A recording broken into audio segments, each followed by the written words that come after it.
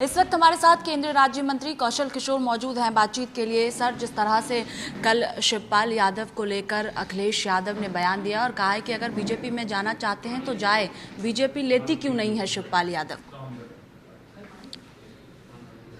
ये उनको कहने का अधिकार नहीं है कि बीजेपी क्यों नहीं लेती शिवपाल जी को। ये बात अगर कहनी थी तो उत्तर प्रदेश के चुनाव के पहले उनको बोलना चाहिए था अखिलेश जी को, तो बीजेपी उस पर पहले विचार कर लेती। मैं समझ रहा हूँ कि शिवपाल जी के ऊपर इतना कमेंट और टांट करके शिवपाल जी का जिस तरह बेइज्जत करने का काम कर रहे हैं, कोई भी भला आदमी और कोई भी शरीफ आदमी अखिलेश जी की पार्टी में रहना पसंद नहीं करेगा। एक तरीके से वो दूध काटने का काम कर रहे हैं शिवपाल जी को। बाकी शिवपाल जी को निर्णय लेना क्या करना है। सर, इधर लगातार जो है उत्तर प्रदेश में बिजली संकट गहराते जा रहा है, कई जगहों पर बिजली नहीं आ रही है। सपा प्रमुख अखिलेश यादव भी सरकार पर निशाना साध रहे हैं कि सरकार लोगों को सुविधा दे, बिजली मुहैया कराए। इसे किस तरह से देख रहे हैं? अखिलेश जी को ये बोलने का कोई राइट नहीं है, क्योंकि उन्होंने अपने पीरियड में जब उनकी सरकार थी तो लोगों को बिजली के कनेक्शन नहीं दिए। मात्र 8 घंटे बिजली मिलती थी मुश्किल से। रोस्टर 8 घंटे का था, मिलती थी 3-4 घंटे मुश्किल से। लेकिन बीजेपी की सरकार आई, सभी को बिजली का कनेक्शन दिया। गांव में 18 घंटे, तहसील पे 20 घंटे और शहर में 24 घंटे बिजली हमारी सरकार दे रही है। क्योंकि गर्मी के पीरियड में बिजली की खपत ज़्यादा हो जाती है, इसलिए थोड़ा सा प्रभाव पड़ता है। और ये जो भी प्रभाव पड़ा है उसका वो जल्दी ही ख़त्म हो जाएगा और लोगों को बिजली मिलेगी। सर, लाउड स्पीकर को लेकर देखा जा रहा है कि कई जगहों से लाउड स्पीकर यूपी में हटाए जा रहे हैं, चाहे मंदिर की बात करें या फिर मस्जिद की बात करें। लेकिन लगातार ये भी कहा जा रहा है कि एक समुदाय को सरकार बीजेपी टारगेट कर रही है। नहीं, कहाँ टारगेट कर रही है? जब मंदिर और मस्जिद दोनों से लाउड स्पीकर हट रहे हैं तो किसी को टारगेट करने का काम नहीं किया जा रहा।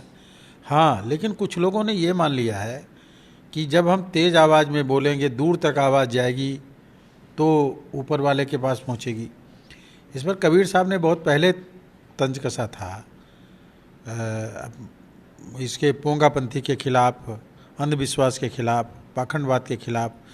14वीं सदी में जब वो रहे तब उन्होंने बोला था कि काका पाथर जोड़ के मस्जिद लई बनाए, तापर मुल्ला बाग दे, क्या बहरा हुआ खुदा।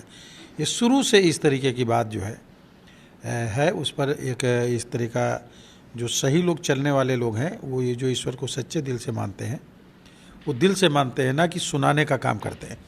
तो ये पब्लिक को सुनाने का काम है। और मैं समझ रहा हूँ कि लाउड स्पीकर से जो है ध्वनि प्रदूषण भी होता है और जो सरकार का निर्णय है वो सही है। वो केवल एक धर्म विशेष के लोगों के ठिकाने से नहीं हटाए जा रहे हैं, बल्कि सभी धर्म के ठिकाने से हटाने जाने का काम क्या हो रहा है। तो आपको लगता है सर कि पूरे देश भर में जहाँ जहाँ लाउड स्पीकर मस्जिदों में लगाए गए हैं उन्हें हटाना चाहिए? कहीं पर भी लाउड स्पीकर इबादत करने के लिए जो लगाए गए हैं वो किसको सुनाने के लिए लगाए गए? ईश्वर तो सबकी सुनता है, वो तो दिल की बात सुन लेता है, तो उसको कान से सुनने की ज़रूरत नहीं है, लाउड स्पीकर से सुनाने की ज़रूरत नहीं है।